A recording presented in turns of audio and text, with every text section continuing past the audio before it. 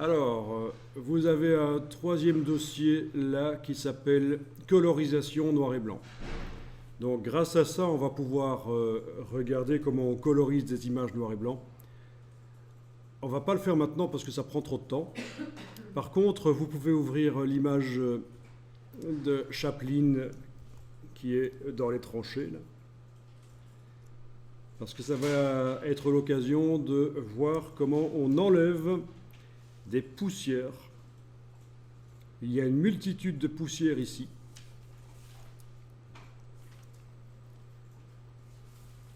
Sur la photo. Alors, c'est des poussières blanches. C'est bizarre ça, hein? Pourquoi?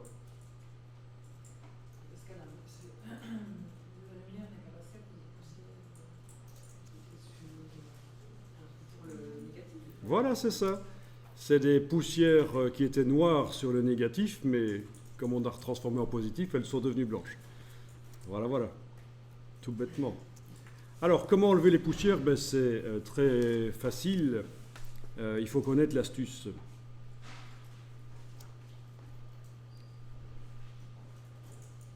Alors, on va utiliser la palette historique, menu fenêtre historique. Donc, c'est une palette qui vous montre toutes les opérations qu'on fait sur des images. La palette historique, menu fenêtre historique. On va aller augmenter le nombre de fois que dans Photoshop on peut aller en arrière.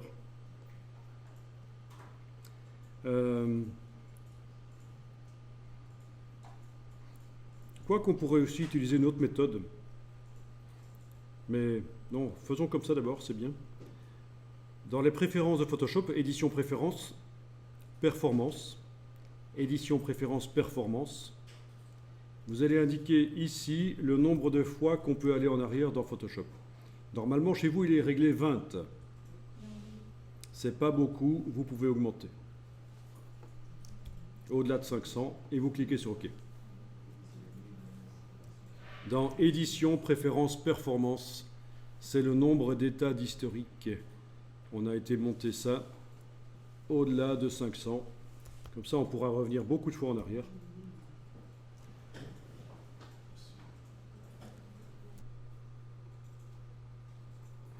Et alors, on va aller chercher un filtre qui enlève les poussières. Menu filtre bruit. Alors, le bruit, c'est quoi? Vous le savez, hein, c'est des parasites. Quand on parle de son, le bruit, on sait très bien ce que c'est. Quand on parle d'image, ce sont des parasites. Ça peut être du grain, des poussières.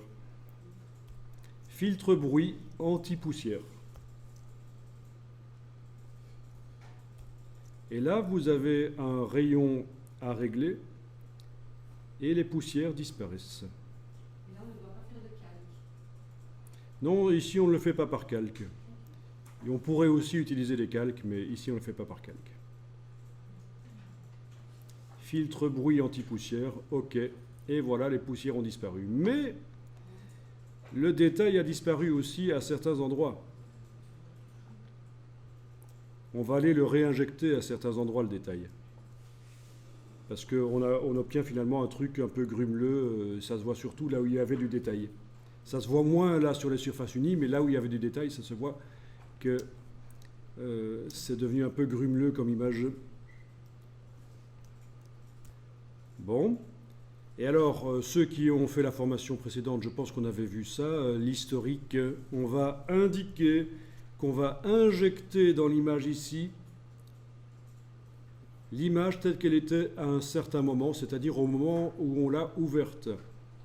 Bon, ceci dit, si vous laissez l'icône là-dessus, sur l'instantané qui s'est créé à l'ouverture de l'image, c'est bon aussi. Sinon, ça. Soit ça, soit ça. Ça va permettre d'injecter l'image telle qu'elle était au moment de l'ouverture avant que je fasse le filtre anti-poussière. C'est l'image avec les poussières, ça. Mais c'est aussi l'image avec les détails. Donc vous avez vu que la ligne qui est activée dans la palette historique, c'est toujours anti-poussière. Et je suis allé sur la case en phase de ouvrir, j'ai cliqué.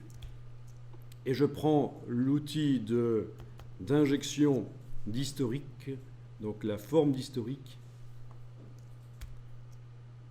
en mode normal, opacité 100%. Et je passe avec la brosse sur les objets qui doivent récupérer du détail.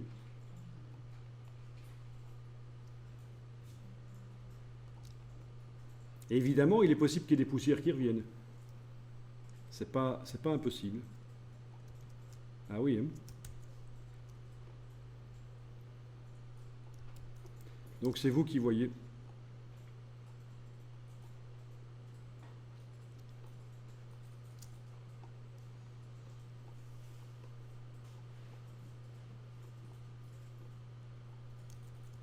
Pas hésiter à annuler de temps en temps.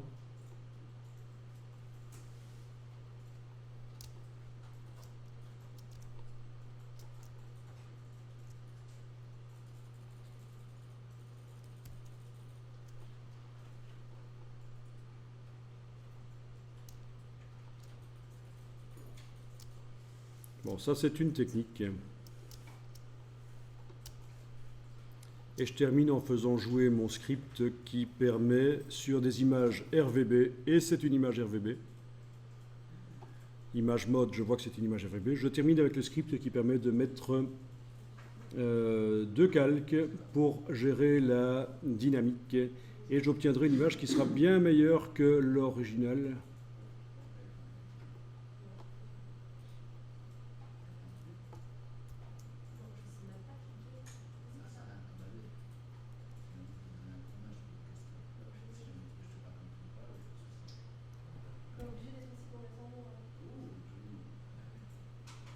Voilà. Vous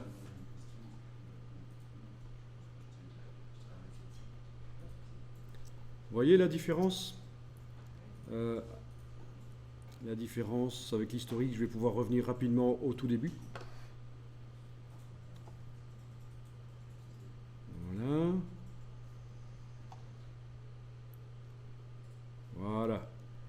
On passe de ça à ça.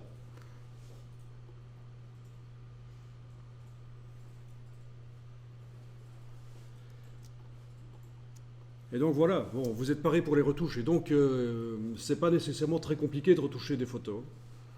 Il faut attaquer avec les techniques de base comme celle-ci avant de commencer à essayer de retoucher localement. Donc c'est une retouche globale ici qu'on fait avec le réglage niveau.